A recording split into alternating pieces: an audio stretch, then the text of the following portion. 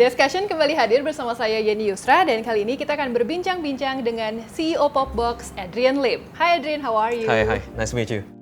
There's a lot of local company right now starting to enter the O2O business. What is your strategy to stay relevant? I think it's a good question. Right. We think as a general, the ecosystem is still growing. There's plenty of role for people to play. So we don't look at this O2O. I think you mentioned the O2O as a pick up over the counter, payment over counter.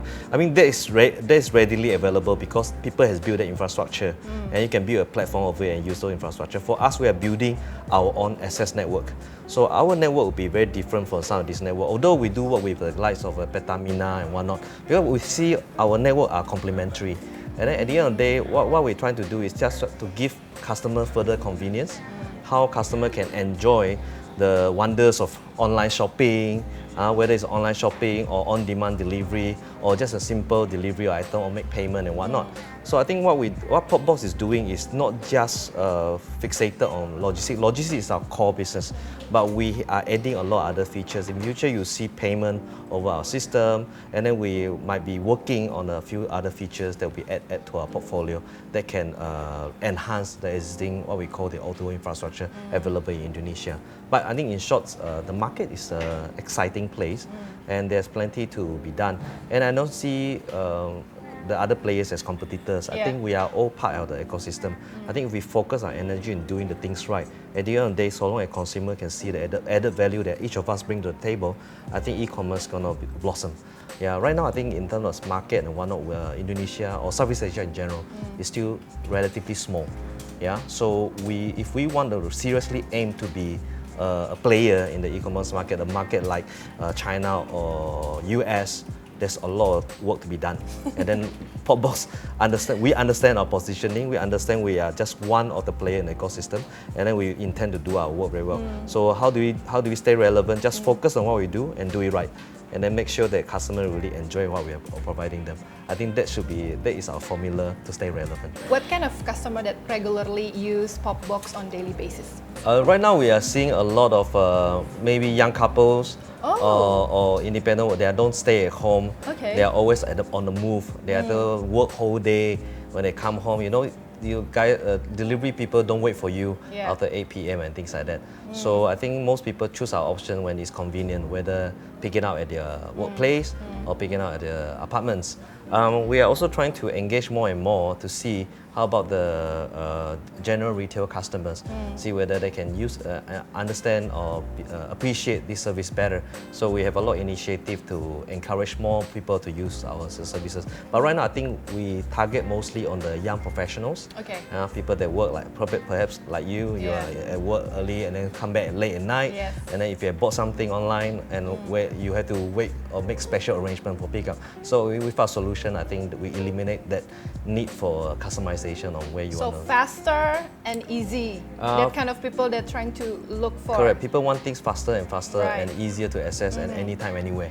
I think what we can do is try to put all these requirements into the PopBox solutions and try to provide it to the hardworking, busy consumer. Can you share about what is PopSend and PopShop? Let's talk about PopShop first. I think PopShop, we did it not because we want to get into the e-commerce selling, because I don't think PopBox are very good. We are not very good retailers. I think we rather let our partners do it. But however, I think the PopShop is developed because we want to demonstrate to our potential partners how can you harness like QR shopping technology, how can you harness click and collect solutions as part of your whole B2C customer experience. Yeah, I think the whole idea of a successful e-commerce platform, I believe, is that addressing customer every needs. So meaning that the way you sell your product or the way you transact your product or the way you deliver a product must be omni-channels, as many channels as possible. So we developed PopShop as a platform to demonstrate to partners and how to use that. Now PopSend is something that we talked about for a long time. Actually, there's one of the features we want to launch at the very beginning. But we thought the first thing to do was for us to launch a respectable network of Loker first, which I think we are still at the beginning, 100 over locations. So PopSend is that to allow, we think if people can pick up parcels from our Loker, why can't they send things from our Loker? Yeah, how can we work with that relationship? And we wanted to develop PopSend so that we can address just now the question about social sellers, right? Now, social sellers, when your volumes are not big, 3PL logistics company don't treat you seriously. So we think that PopSend can be one way of allowing them to deliver their product and put everything in a locker, and then we work with the 3PL to service and deliver the locker, so that we can solve the problem of 3PLs not needing to go to many addresses to pick up one parcels, but go to our locker and collect, aggregate it, and at the same time the social seller, they can have someone to service them delivery, and then make it flexible in terms of the way they do their product delivery. What about the coverage? Is it only in Java Island? Currently we are trying to do Jabodetabek. We are already serving Jabodetabek, and we're moving to Bandung, and some limited coverage for southern cities. But I think we learned the hard way. At the beginning we were quite aggressive. We would grow 6-7 cities in Indonesia, but right now we realize every city is very different, and then so we focus on growing one market at a time. So right now, I think starting next quarter, we will be trying to focusing on Bandung, Surabaya, some of the key market. You already expand to Malaysia. Is there any plan to expand more to another countries? Yes, I mean from day one we know PopBox is supposed to be a regional play. The idea is how can we create a network of lockers that can work with each other, talk to each other, right? But that again, we also understand each market is very different. Even in Indonesia, we realized that it's a very dynamic how market, even the consumer behavior very different from city to cities. So we take things at stride. We started in Malaysia because we think it's easier for us to grow. It's a kind of metro in terms of e-commerce transaction wise, and it's something that we understand how to deploy faster now.